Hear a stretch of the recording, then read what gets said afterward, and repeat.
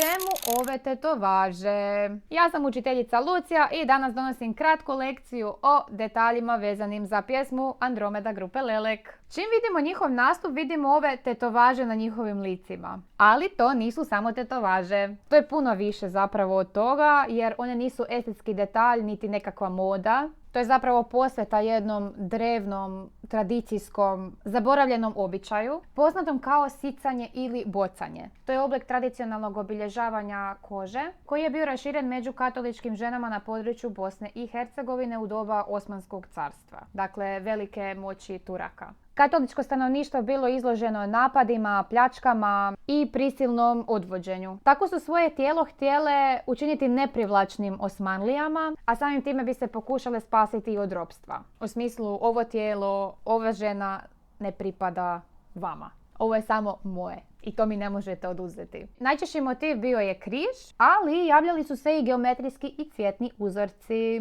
Tetovaže su se radile iglom i smjesom čađe pomiješane s mlijekom ili medom. A djevojčice su se tetovirale već između 6. i 16. godine. Ova tradicija počela se gubiti poslije Drugog svjetskog rata, a danas se tragovi tog običaja mogu naći kod starijih žena na području Bosne i Hercegovine. Mislim da čak specifično u srednjoj Bosni. Sad još jedna zanimljivost. Najmlađa članica grupe, 19-godišnja Lara, otkrila da je njezina prabaka imala upravo takvu tetovažu. Sretno curkama na Euroviziji!